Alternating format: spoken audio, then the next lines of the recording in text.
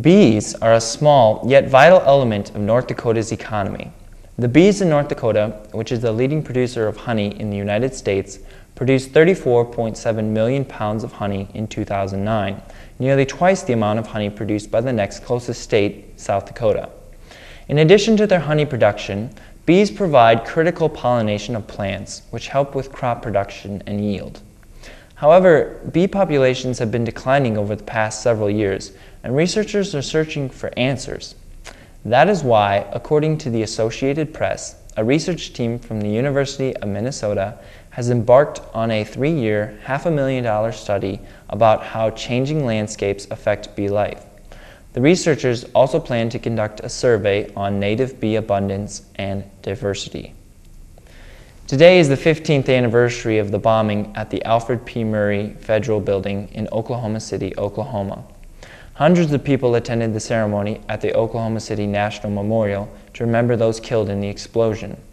The ceremony began at 9:02 a.m. this morning, the same time the bombing occurred more than a decade ago. Before the ceremony, bells tolled in Oklahoma City's downtown, and some family members visited the site of the federal building razed in the attack, where chairs to honor the bombing victims now stand.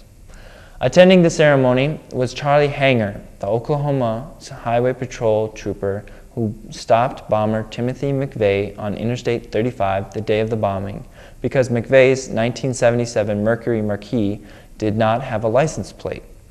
Hanger, now the Noble County Sheriff, read the memorial's mission statement at the start of the service. Across Oklahoma City, people observed 168 seconds of silence to honor the dead. Tonight the weather is partly cloudy with a southeast wind of a little over 10 miles per hour. We'll have a low of around 37, but the wind will die down as the night progresses. Looking at our extended 5-day forecast, tomorrow should be mostly sunny with a high near 71 degrees. It will be a little breezy with gusts as high as 20 miles per hour. Tomorrow night should be partly cloudy with a low in the mid-30s. There will be plenty of sun on Wednesday and temperatures in the upper 60s. Wednesday evening should be partly cloudy with a low of about 38 degrees. Thursday will be much like Wednesday, mostly sunny with a high of around 67 degrees. Thursday night will be mostly cloudy in the lows with lows in the low 40s. On Friday we have a 20% chance of receiving some showers. It should be mostly cloudy Friday with highs in the low 60s. Friday night we will continue to have about a 20% chance of precipitation. Saturday should be partly sunny with a high in the mid-50s. The Jimmy baseball team traveled to Minot this weekend for a 4-game series with Minot State University. The Jimmies lost their first game on Saturday, 4-5, but were able to pull out a win just a few hours later by scoring 18 runs and only giving up 6. On Sunday, the Jimmies won both of their games against the Beavers, 16-15 and 9-4 respectively. The Jimmies are currently tied for second place in the Dakota Athletic Conference with an 8-4 conference record and a 27-7 overall record. Tomorrow the Jimmies travel to Crookston, Minnesota for a quick road series. In golf, the Jamestown College Invitational is being held here in Jamestown at the Jamestown Country Club tomorrow and Wednesday.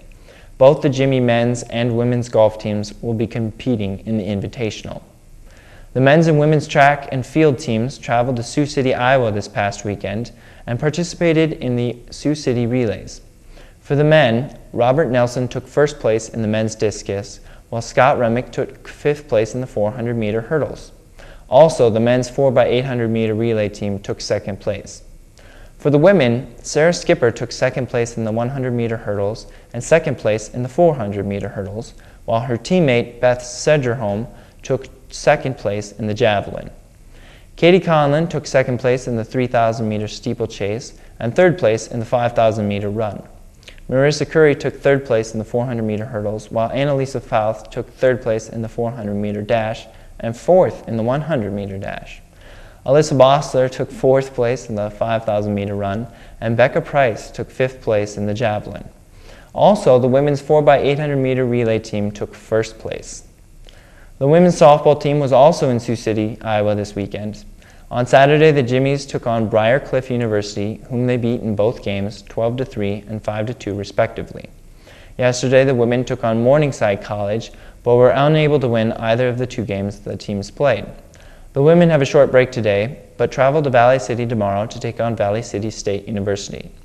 The Jimmies are currently in third place in the DAC with a 6-2 conference record and a 22-10 overall record. This has been your JCTV News Update. I'm Matthew Nies, connecting the campus with the community. Have a great evening.